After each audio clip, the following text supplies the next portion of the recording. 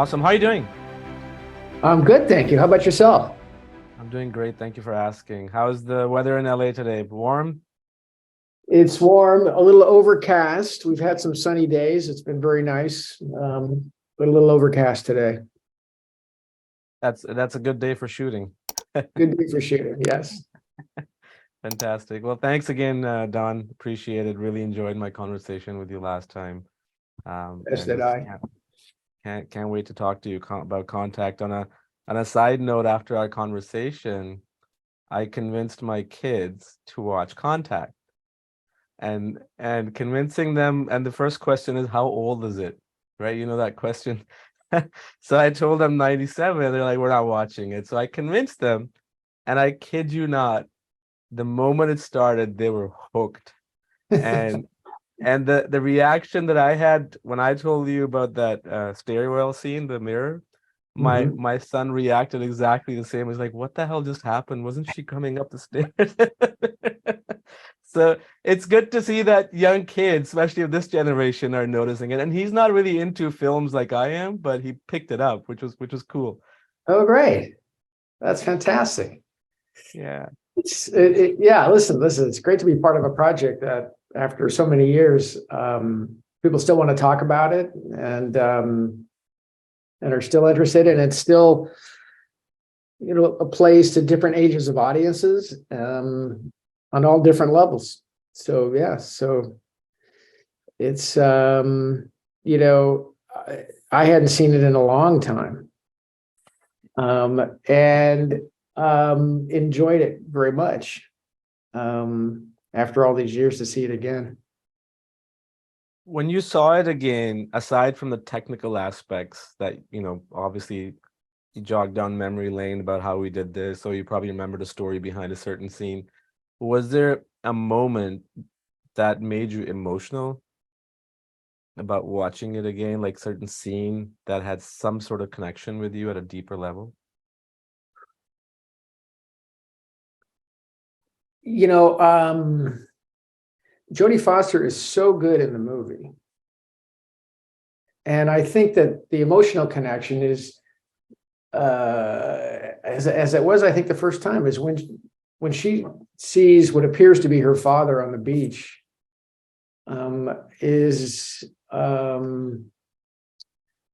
That moment always gets to me. My father died when I was in my early 30s, and so the thought of about being able to have a conversation with him once again, is it would be pretty amazing. And I think anybody that's lost family members probably feels the same way. It's like to have that moment again with especially a family member or a loved one. It grips you. It's pretty moving. It's interesting you mentioned that, right? Because when I saw it before we last talked, and way before when it first came out, and just around when I saw it with my kids, around that time, my dad is old and just the natural course of life, and he wasn't doing well, and that scene hit me at a completely different way than it ever did before. I mean, it's just, and it made me realize time is short. I mean, I just did not want to think, I didn't want to have that moment in future where I wish I could see him again. You know what I mean? So Right. that you're so right. It's just such a powerful scene, and Jodie Foster's performance is mesmerizing, and especially when that there's a morphing scene when she says it's so beautiful, celestial Mhm. event. Like that morphing scene in her eyes and everything was just bang on. And I'm glad that you mentioned that scene. It really resonated with me too at a different level than it did ever before. Yep. Yep. Yeah. Um, Go Go on, ahead. go on. No, no, please, you go. Were you gonna say something? Um, yeah, it's interesting because what you just said is, that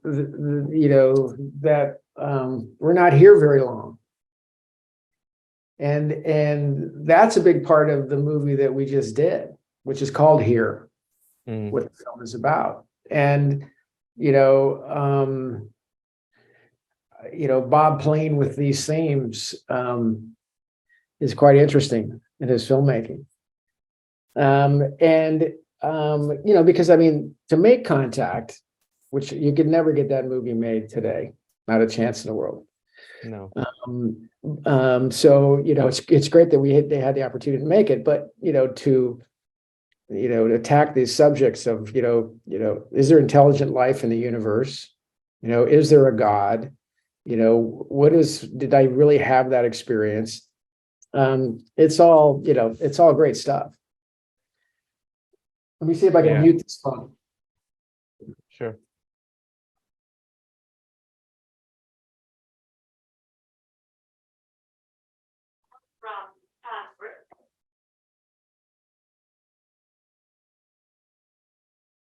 Okay. That seemed to work. Great.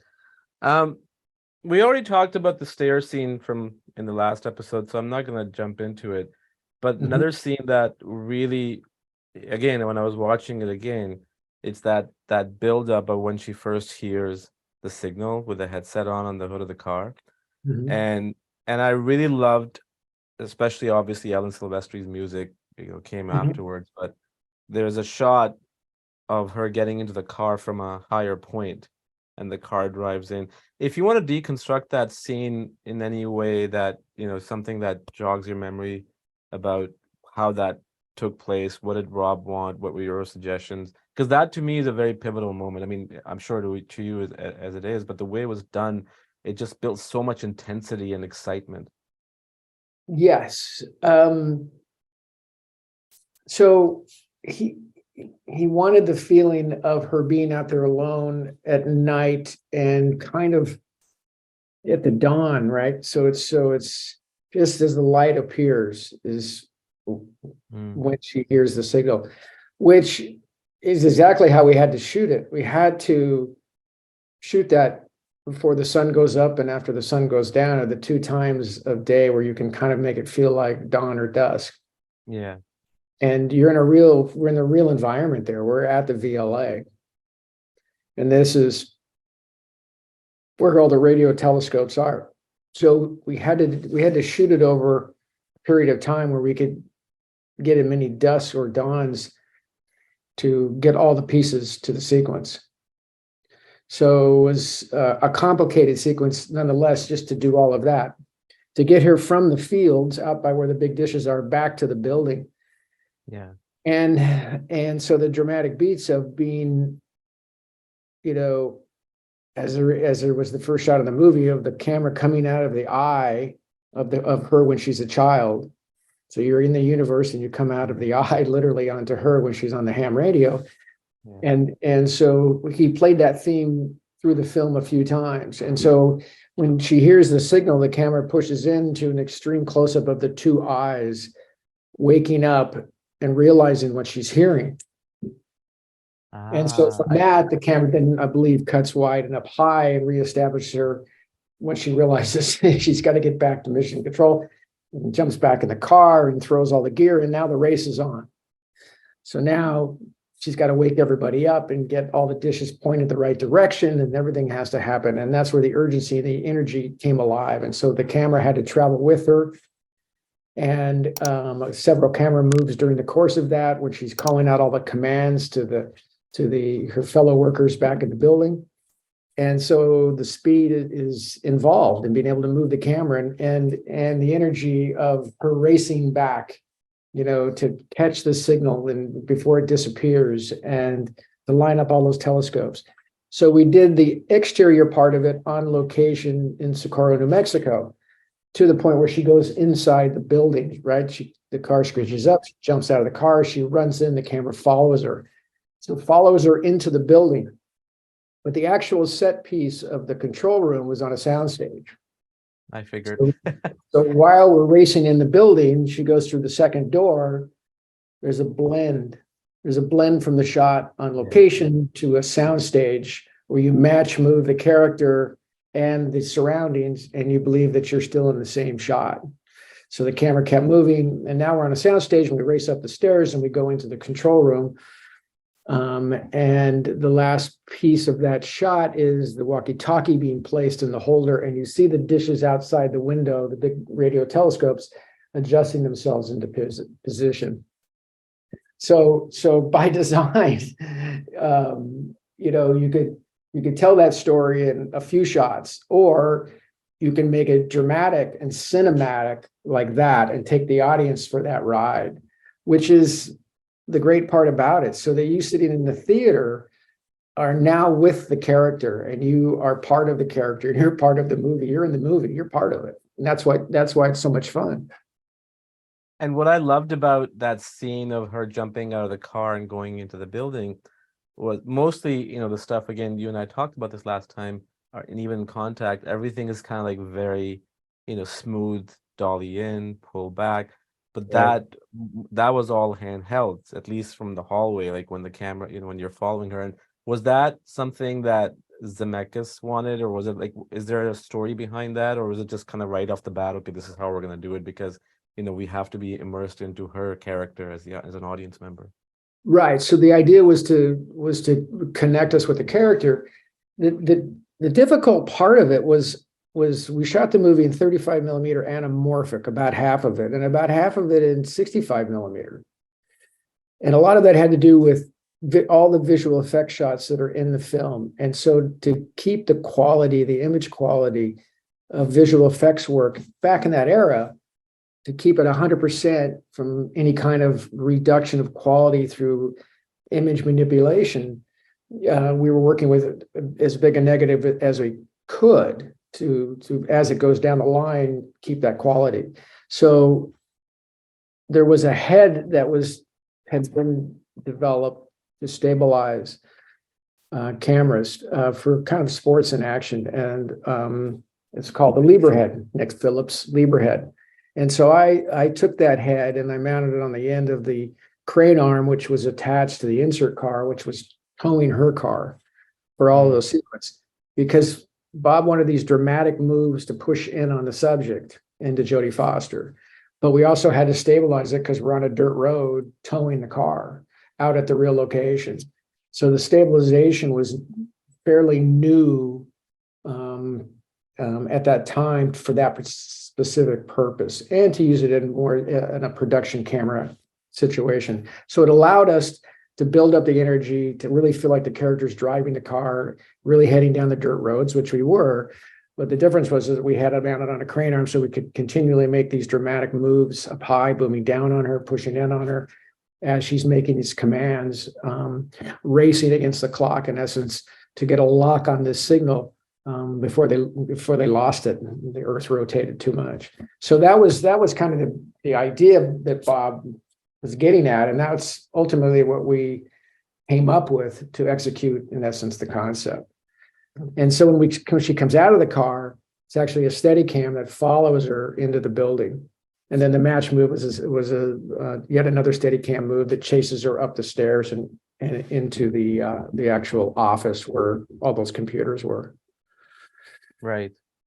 I find it amazing that it's been, what, 26 years almost, and you still remember so many details. That's that's amazing. Well, there are no easy shots in a Bob Zemeckis movie. There's never just put it on the tripod and frame it up and go. Yeah. And so every shot is discussed, and there's a reason for it, and it takes an army of us to execute these ideas. But that's the exciting part. That's, for me, that's what I love. To me, Bob isn't a big fan of the actual shooting part of the movie, because to him there's a lot of compromise in it. But to me, it's game day. It's like, we got to pull the shot off. We got to make this happen to the best of our abilities, and it gets exciting, especially when you pull these shots off and they're working. And in that film, there's a lot of shots like that, and some of them are so silky smooth and so slow you don't realize what's going on behind the camera to actually execute this one shot of 3 minutes of movie making. And that's what I love about your work, right? It's just it's not like a gimmick. It's so natural, and you don't pick up on it. I mean, whenever I see your work, even as a filmmaker, I'll notice it, but it just immerses me in so much that I forget about it. And that's the great thing, and it's also obviously has to do with direction and performances, but still the way the camera moves and the way the audience is immersed in it, I still find it, fascinating. And I found something similar of what you did in Contact. I'm sure it's there in a lot of films, but to me, I picked up a lot of similarities in The Witches, which you did recently with Robert Zemeckis. Right, The way the shot design and all that. Uh, Going back to Contact, the sequence of the when the bomb goes off, right? right. And this is obviously special effects. Even they were in the early stages after Jurassic Park, Forrest Gump. Mhm. Special effects are great, but how do you work with a shot with a um shot scene like that, even though it's a wide frame, to kind of make sure that timing of the effects and what's happening? Are you working with the like visual effects team on the spot, just with some mock-up, or what's the process of that like, if anything?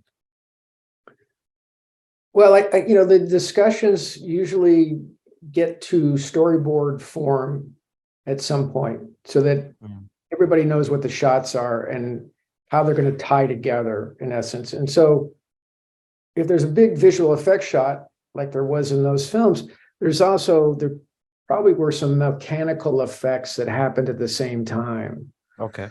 right? To help the interacting light of the situation. So the machine itself had this sense of light coming from below and hitting the subjects that were up on the gantry. Yeah. So we had to create what felt like a big arm going across a light source. So the way we did that is I used very small globes, like MR16 size globes, but a mass amount of them, because the smaller the globe, the faster it reacts. Like if you take a big globe and you want to dim it and bring it back in, it's going to happen slowly. And so, but we needed an interactive light because we didn't have anything big enough to kind of cover the light. There was no set big enough to actually do what really happened. So we designed these lights that we could create the fade in the light so the light would travel, like Las Vegas, is Yeah. right? So how light travels. So we made this light that traveled that created that flow of the actual armature going across in the actual machine that's built, and the light source coming from below. So you try to recreate all these light sources that are discussed in the script and then illustrated perhaps in storyboards. And then when we put the subjects in there, how much of that set are we actually going to build? How's the light source going to interact with the machine? What's the timing of that? How fast are those things really going at this point? So you have to figure all that out to create this interactive light with the actors on the set the day you shoot it. So you're always trying to, in essence, create this illusion, but you have to do it in pieces sometimes where it really gets pretty complicated.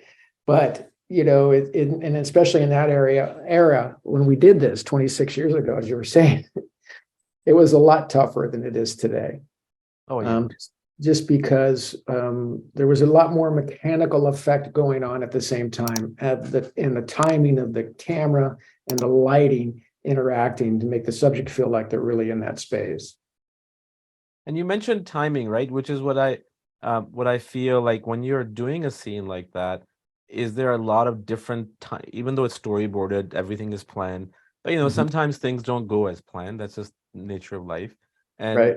was there a certain point in that scene where you guys decided to do multiple time versions of it? Like if it's like 20 seconds versus 40 seconds, or was it just something that you guys figured out that this is how it's going to be and that's it? Well, I think we always go in with our best foot forward in timing. But you do need to adapt on the day when you're shooting. And a lot of it comes from the gut, the feeling of it, what you're seeing. And and Bob has the ability to somehow keep the whole movie in his head while we're making the movie. So, you know, if I'm not feeling it, I'll bring it up and say, "Gosh, Bob, I think this is too slow or too fast or Yeah. whatever it may be," and he'll look at it and then he'll either agree with you or say, "No, no, this is it. This is the way it should be." Like in What Lies Beneath, I felt everything we were doing was too slow. All the and he was spot on in that situation. But I think that's something that you, on the day when you're shooting, you're always working on that. You're always, especially when you have nowhere to go. Like you can't change the pace in the editing room, right? Yeah. So that's where it gets really difficult, and you really have to have it thought through the best you can, and then go with your gut at the end of the day. And as a cinematographer, when you were working on Contact, this was your second or third major or fourth major film, if I'm not mistaken, or around that number. Um, Yeah. the way a director or Robert Zemeckis, has the film in his head, are you ever trying to figure that out? Okay, how is this going to be cut together? Like, are you envisioning it as an audience member or even as a cinematographer that is this going to work? Or you're just, does that ever happen? Oh yeah, definitely. I've definitely got a movie going on in my head. So, and it's the saying is, well, the movie I'm making in my head, here's what here's what I'm seeing. Because I think ideally, listen, I have a great relationship with Bob. We've made a lot of movies together over 30 years. Yeah. But from Forrest Gump on, we had the ability to understand each other, right? So I understand the film he's making. But no matter what director I'm working with, I'm always cutting the movie in my head. I'm always thinking, when I light it, and how it's going to be blocked and where all the shots going to be. So potentially, I'm always thinking every shot, whether the shot list has been made at that point or not. I'm always thinking it through, even in the design of it. So at least I know the movie in my head. I've got an idea of where this could go. Now that can change, when the director's working with the actors and the actors come up with ideas, and the process is evolved and it's organic. Yeah. But as that happens, I always make sure that I think I understand what's going to happen and where it's going next from every transition. The Contact is a beautiful film, one of the best transition by design that I think I've ever seen. It's actually wonderful. If you turn the sound off and just watch the transitions of scene to scene to scene to scene and how it's all tied together, they're interlaced in a way that's really beautiful. It's not just, oh, I'm going to cut wide. I'm going to cut from this close up here of the cup to a wide shot of the mountains. Everything is far more in depth and detail of the storytelling weaving its way through the process. It's really quite beautiful. But that's what's going on in his head primarily when you're making a movie like that. And then you're there to support it. And then if you have an idea, he expects you to he wants to hear it. So Yeah. that's what makes the process great. When you're if you can make it better, let me hear it. I bet. But yeah. Was there a moment in Contact when you saw the film or saw a scene in the film and you're like, okay, this is how I envisioned it, close to or completely opposite? Has that ever happened? Whether it's Contact or anything else that you worked with Zemeckis on? Well, the one thing I remember when I saw the film was that there were several scenes where I thought what Jodie Foster was doing was, I didn't quite get it. I was like, I know she's doing something there, but I can't figure out, what's going on there. And then you see the movie cut together and you go, oh, that's what she was doing. Right? Because we're shooting it out of context. So her Yeah. growth as a character, she's got figured out. And so she knows she's got to act this way at this particular time. And then even a lot of the emotional things that she did late in the film, when we shot them, might have been earlier on, and they were like, oh, she's really going with it here. You're kind of going, is that too much? That's interesting. But then you watch the film cut together and you go, oh, that performance is so tight all the way across. It makes perfect sense.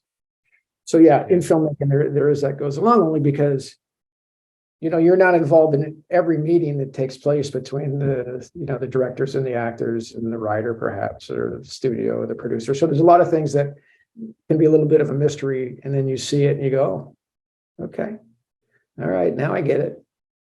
Movie magic. Yeah, movie magic. But I remember I saw the movie, I guess I think it was premiered. So the first time when I color time a movie, I'm watching it silently, and I'm not watching or hearing the movie. I'm just watching the imagery and working on that. So a lot of times the first time I'll see it all together with the music, sound, and all the effects is at the premiere. And that premiere was at the Fox in Westwood. So one of the bigger screens in the city. Hmm. And there I was kind of sitting in the middle of that, and found it to be like a really rewarding experience. It's like all the extra effort that we went to with the larger format cameras and changing of film stocks and just trying to pursue the quality of the image to the best of our ability. I really felt that we had pulled it off, and I was very, very proud of the way that movie looked on the screen that particular night. It was one of those, I think we hit a home run here moments. So yeah, And I'll never forget that. there's just something about film, right? Like the feel, like I whenever I watch old films, I mean now almost everything is digital unless it's not something like Spielberg is making a film like The Fabelmans. It's Right. just, I literally can feel it. Like I can feel the grain, I can feel the stock, I can feel the smell of the stock. And I it's so sad that we're in that phase now. I mean, forget digital and analog, now we're heading into this AI world where Right. even digital is now becoming obsolete in a way. But there's just something to be said about film, and Lawrence of Arabia, Bridge on River Kwai, all these amazing films. And I wish there was a way to revive film, because it just does so much to the film than digital does. Mhm. Yeah, yeah. And the fact that we shot, half that movie in 65 millimeter. Right. That Now, too. it was released 35 millimeter anamorphic, but to look at the dailies of actual contact prints of 65 millimeter is the most beautiful images I've ever seen. Do you still have those frames like that you keep from 65 millimeter, or is it like is that something part No, that you keep in your? No, you don't. You can't. no, Okay. I don't have any of those images. Be nice. Be nice. That'd be a great idea. I wish I thought of it back then. Yeah. Do they still preserve all that stuff from back then in the 90s? I know they do now, but do they still keep a lot of stuff? The studios? I have no idea what they keep in their archives. I imagine they keep all the still photography that was made, and they keep the wardrobe of certain characters. They show up in museums eventually, and Yeah. there's the original negative is somewhere. I wish there was a book. Nowadays there's a lot of books coming out like of the films from the 80s and the 90s, like The Mhm. Ultimate Visual History of Jaws, E.T. And there's a Back to Future one too. I wish there was a book on Forrest Gump and Contact, where it just, all the interviews and everything in there, because they're basically, for me, they're film school 101, like Forrest Gump in terms of effects and history, and Contact in terms of science and religion and the shot design. I wish somebody works on a book on that. I mean, that would be fantastic to read. Yes, I agree. I'd like to see that. Okay, great. The next part is the climax scene, the space travel. Mhm. All of that, aside from certain parts when she's in the capsule, was obviously more so green screen pretty much all around her, correct? Correct. So yeah, so we had her in the chair, and a lot of it she's actually in the pod, Yeah. and once again we had to create all the different light effects on her face, basically, and her body, for all these different elements of the wormholes that she's going through, and all the different colors and the things that she sees, and how are the colors on her face. And as I want to say there, I had there's like 110, that number comes to mind. I don't know why, 110 light cues that we built for that sequence. Hmm. And once again, we had to create the movement and the color of the light for this idea of what she was going through, the vibration, and the sense of movement, even though you're in something that doesn't have any windows in it. And then ultimately the translucence of the capsule itself allows her to see, these beautiful things out in the universe. And so the light on her face reflects what she's seeing. So it was designed. There was even a talk of the color chakra, and how that plays into the personality and the emotion of what she's feeling. And so the colors that are used play into that idea. And then finding all these different types of ways of creating the sense of movement in the chair that's, sitting there on a soundstage, basically. And So those, sorry, go on, please, go on. it took us quite a while to do that. It was not easy by any means to keep coming up with ways to visualize something that doesn't exist yet, a world that doesn't exist yet, and kind of work our way through all the different shots. So it was complicated. It took us a while. Would it be safe to say it took you guys 2 weeks to film that? Yes, it's possible. It's possible because there was so much to it. Because she's in the chair and then she's floating and trying to do floating. There's a couple sequences in the film where people are zero gravity floating, and that's tough to do. Yeah. And do you remember, I know it's been a long time, so I don't expect you to remember. Do you remember the first shot that you guys did and the last shot, and what kind of headspace were you in the beginning versus the end? The film went 99 days of principal photography. I remember, only reason I remember that is Bob said, "That's it, I'm done. I'm not going 100 days. We're going to finish this in 99 days." So that I remember. I remember it being the most difficult movie I've ever shot still to this day. Every day was very complicated, and there was a lot of things we hadn't done before technically, a lot of things that I probably hadn't lit certain ways before. So there was a lot of discovery along the way. And there's always that schedule that you got to stay with. And we traveled a lot. We were in Socorro, New Mexico. We were in Washington, D.C. We were in Puerto Rico at the real Arecibo.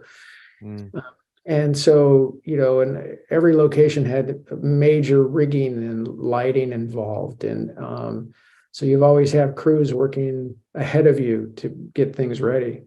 And just to do the one shot where she sees Arecibo for the first time, the dish, and the transition is from the young Ellie Arroway after her father has died, and she's trying to actually call him on the ham radio. And the camera tracks away from her to the side, and the background turns green, which eventually becomes a jungle, and then it becomes Jodie Foster as the adult in her first day at Arecibo. And you see the radio telescope in the shot, and it establishes her, the radio telescope, and the whole environment. The only way to do that shot was with a technocrane. And the reason for that is because it was against a mountain road and there was no way to get back any further. So you needed the extension and retraction of the crane arm to actually make that work. So to get the crane arm to Puerto Rico and to Arecibo, because there weren't that many technocranes around at that particular time, we had to get it to Florida and then barge it basically to Puerto Rico, and then get it to the dish. I believe it took us a month to get that crane there so that it was ready for us to shot. That's crazy, the amount of time just to get a piece of equipment. Well, it's not a piece, but still. Right. Yeah, just to get it there. And so things like that happened all the time. So we were always thinking about every day of that movie, every day, because there was so much involved in all the different things we needed in different places. So it just seemed like you were always checking, you had your list of things that we were doing today, tomorrow, 2 weeks from that day, and a month later. You had to keep track of all that every day. Yeah. And so, you know, I don't remember what we shot first. That's Um, okay. I don't, and like I said, I don't expect you to. I mean, it's been a long time. I was just curious. yeah, yeah, you'd think you'd remember your first day and your last day of movies. But the only thing I remember about the last day, which was on stage, I can't tell you exactly what it was, but we finished at the studio. Was a couple of things. One was, thank God this is over. So exhausted. I was gonna say it's probably that. Yeah. And the other thing I remember is that Bob decided to go on a diet at the beginning of the movie. And so at some point in the movie, there was money collected in a bet to see how many pounds he had lost. So everybody put the money in the hat and tried to figure out how much weight Bob had lost. So that he weighed in, and it was officially written down at the nurse's office at the studio. And at the very end of the movie, he did the same thing. He had to weigh in again. Did he end up losing quite a bit, or did I he end think up he did. I think gaining? he lost close to 20 pounds while we were making that movie. Yeah. Yeah. Yeah. He's very disciplined with his diet and he's a very dedicated director, and he has a tremendous work ethic. He is the most prepared one on the set every day. Well, And yeah. I mean, if he's not, then everybody else is not going to take him seriously, right? So. right. I mean, yeah, he does. He's thought about it, and he takes it very seriously, and he doesn't, he doesn't wing it on the day. He's thought it out, and he's let us know what he's planning on doing, and he expects all of us to be ready for the day's work for sure. Yeah.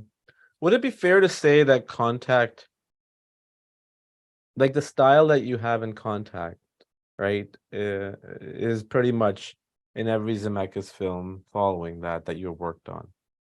Would it be fair to say that Contact became a very strong learning ground for discovering your own visual style when you're working with Zemeckis?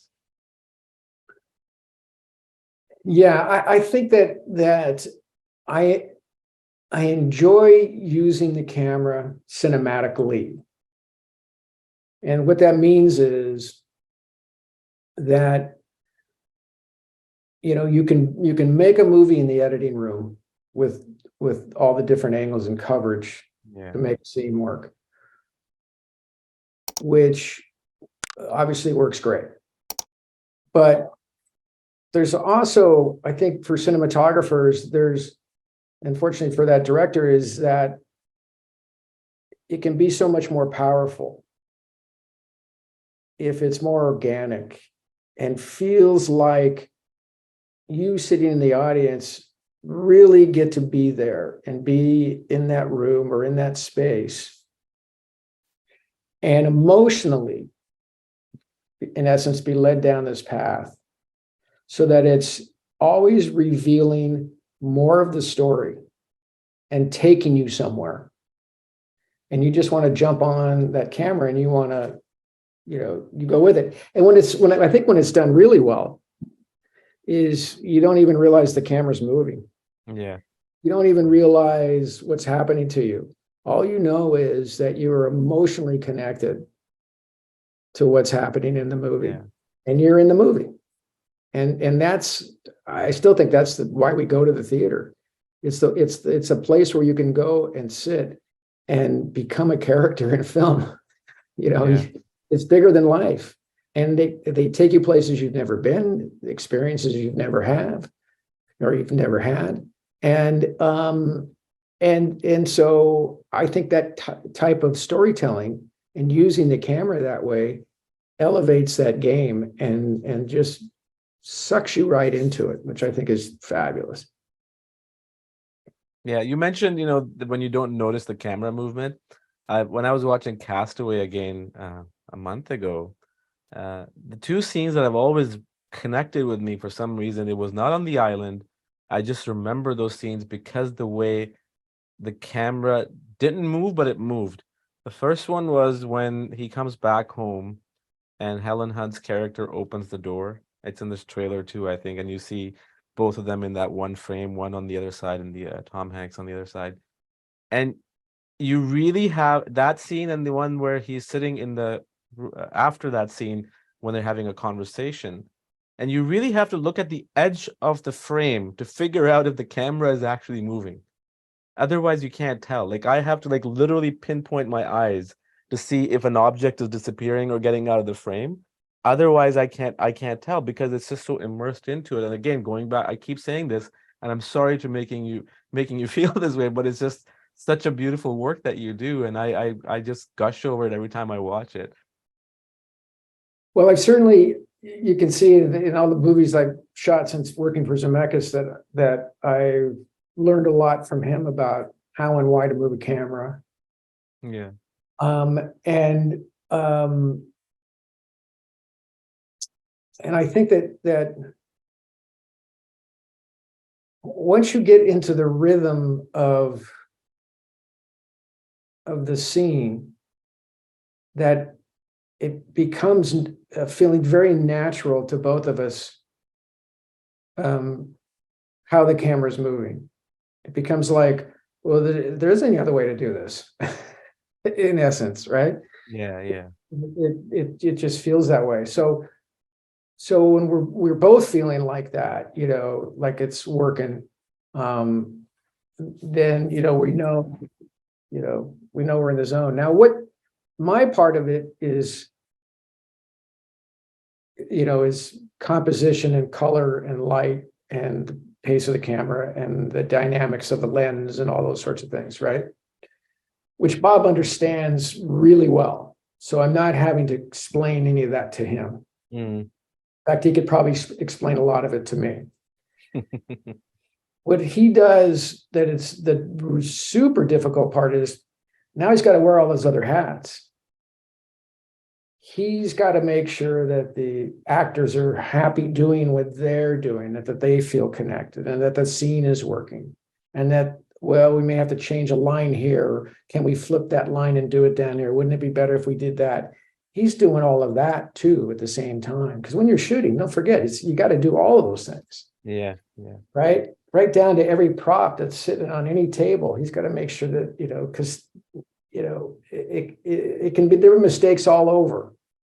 There's just all kinds of places to fall on your face as a director every day when you're shooting, and the pressure of the time of trying to get that work done is really difficult. But he has an ability to isolate and separate all those things going on as we're looking at the monitor, because he'll come off the rehearsal and he'll say, Don, I think the camera was a little too slow at the beginning. I think we need to be to here by that point. I go, okay, great, yeah, got it. And then they go, yeah, but the TV set, can we turn it just a little bit more so we see a little bit more of the image in the TV set? And you know what? I think the yellow coat is wrong. Do we have another color coat that she could wear that's hanging on the hook? I mean, that's the way he is. Yeah. Because he's, the great movie directors just have this ability to see everything that's going on in that frame and make sure that it's telling the story to the best of his ability. And so it's fascinating to watch, and I'm glad I get to be a part of it and do my part of it, be, that instrument in his orchestra, there's he's doing a lot of conducting, and it's a lot of fun to be, where I sit, to get to watch it, and be a part of it. And I think, just make the drama connect more with the audience, to kind of heighten that experience. Yeah. No, I agree. And when you were done with Contact, I'm assuming, when it was done, like, did you guys have any in the post, you realize there needs to be any pickup stuff, or it was kind of like all in the can, 100%? Well, here's the thing. Out of all the films I've done with Bob,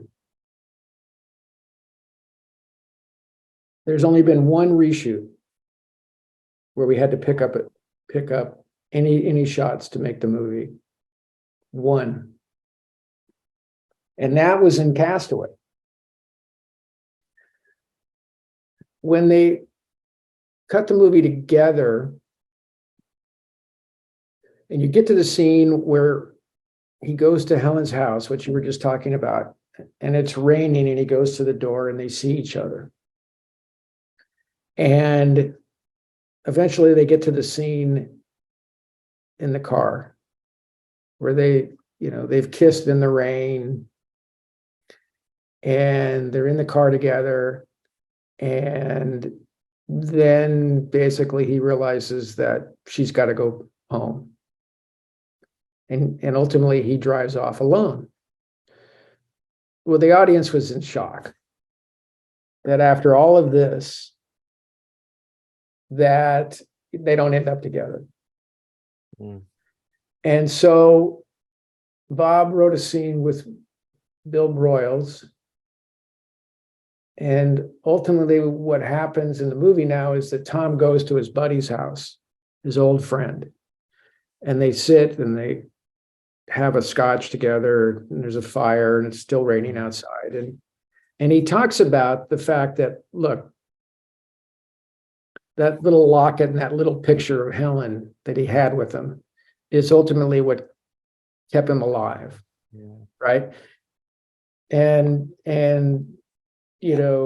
just the thought of not seeing her again was out of the question.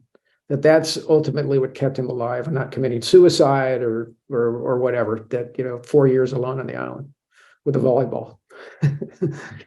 And so that's ultimately what the scene is. And he says, to his buddy, he says, look, he says, something to the effect of, the tide goes in, the tide goes out.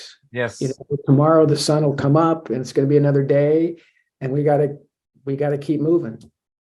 This is the way it is. This is what happened.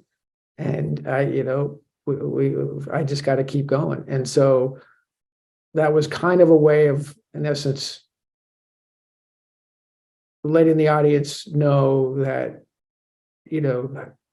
it's a wonderful thing that they were together, and that's what kept him alive. And that's not the way things are going to work out in the end, that they're going to get together.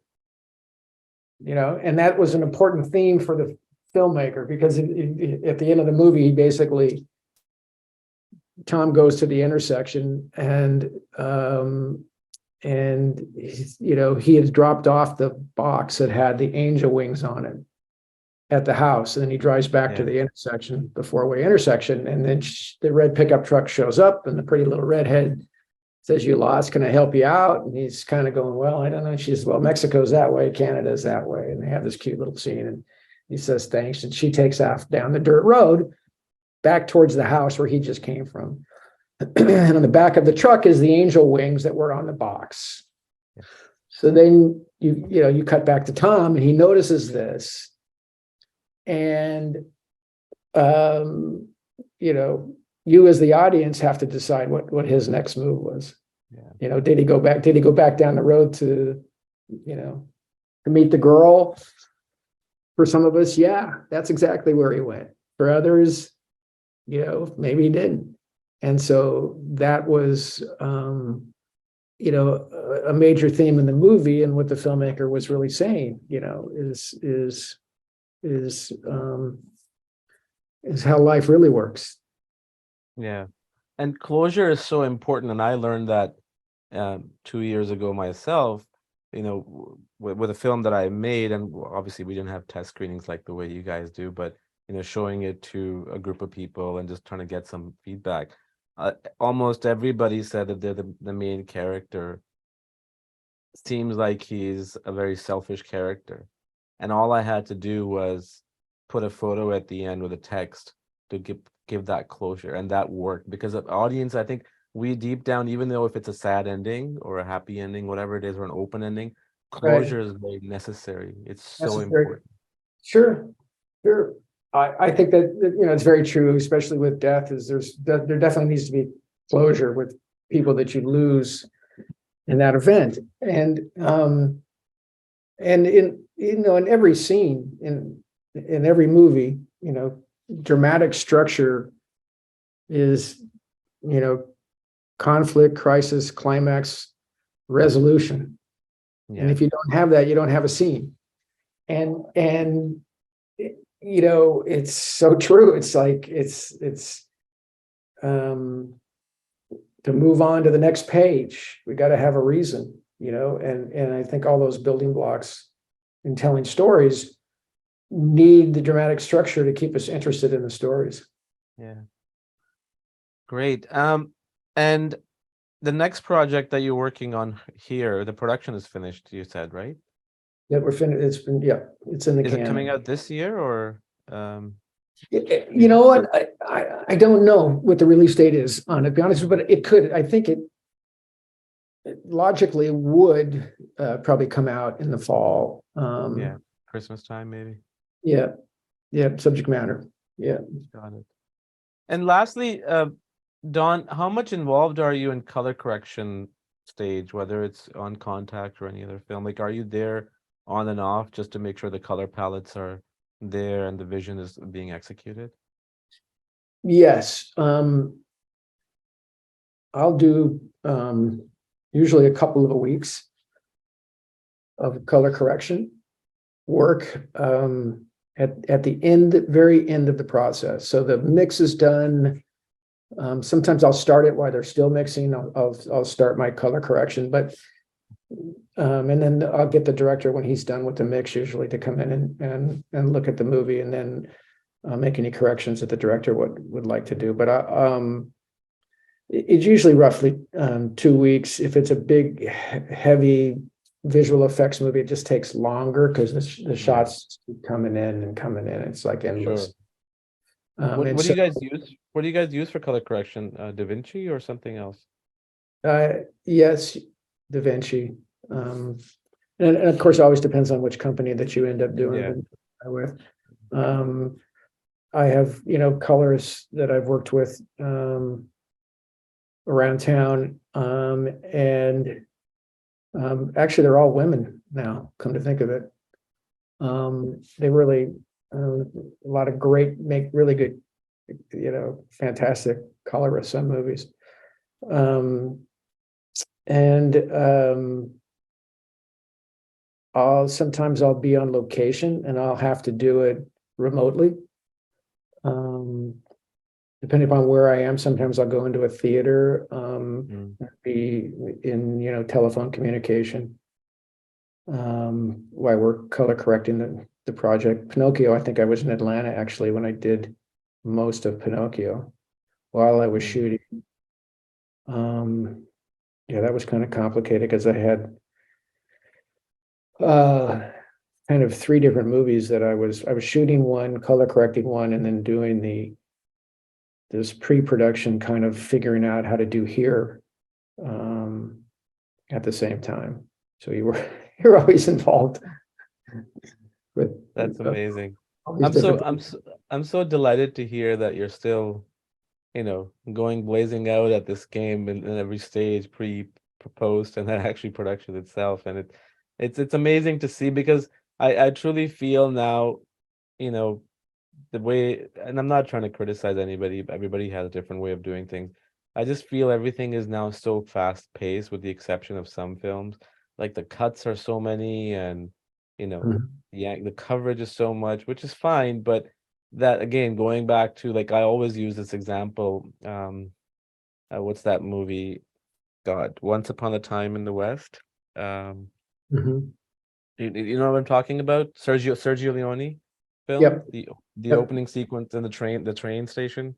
I mean, that has no dialogue, nothing. Like it's just 3 people, and you're just figuring out in your head what the tension is about, and it's Right. done so masterfully. And I just hope that type of cinema and your type of cinema sticks around because it's so important. I mean, we just get immersed into the world that you guys create. Yeah. As people, going to the movie theaters seems to be, coming back, and films are Yes. doing better and all that. And I just went to see the Air about Oh, Nike. I saw that too. Yeah, recently. Yeah. And my wife and I went to dinner, and then we went to the show after having dinner. It was like an old-fashioned date, and we just had the best time. It's still just great entertainment. And Ben Affleck directed the movie and then also played Phil Knight hilariously. It Yeah. was very funny playing that character. So I enjoyed it. And Matt Damon, I've always liked Matt Damon. I did a little bit of work with Matt, and he's a lovely guy. And so I enjoyed seeing him in that role. Just did a great job. Yeah, no, that movie was great. Have you seen the trailer for Oppenheimer, the one that came out yesterday? No. Oh, you got it. Matt's in that movie. Matt Damon, Robert Downey Jr., Emily Blunt. But Matt Damon has a major part, and he just plays this amazing military guy. I mean, you gotta watch the trailer. It looks hilarious in terms of his acting, but the film looks fantastic as usual. Yeah, it's funny. I did the Book of Eli in New Mexico, and of course, Socorro, New Mexico, where we did Contact. So I've been there in a lot of commercials in White Sands, so I've done a lot of shooting there. And I read one book about Oppenheimer, and so just the subject matter alone, and of course, who's making the movie, I've wanted to see the film, and I'm thinking, oh, good, I'll probably see a trailer tonight, and then there wasn't a trailer, and I'm like, it's like the one trailer I want to see, not the 14 that I didn't really care to see it, but Yeah. yeah, definitely it's on my list of something to see. Is Christopher Nolan one of the directors that you would love to work with? Yeah, I think so. I think that when I see the work that he does, it takes me back to when I was making the Contacts and the Castaways and all those Yeah. movies. I was like, oh my God, it's so exhausting. But I like that kind of, the approach is always going to be unique and different and interesting and cinematic. Now, he has a tendency to wander off in these movies, and eventually he comes back. But for the most part, it's always interesting. You know what I find fascinating, and I'm not trying to say anything, this is just my personal observation. When I saw Interstellar, and have you seen Interstellar? I haven't seen it. Okay, then I'm not gonna say anything. Okay. Watch that film. You will. I wonder if you will see something that I saw. I'll leave it to that. Okay.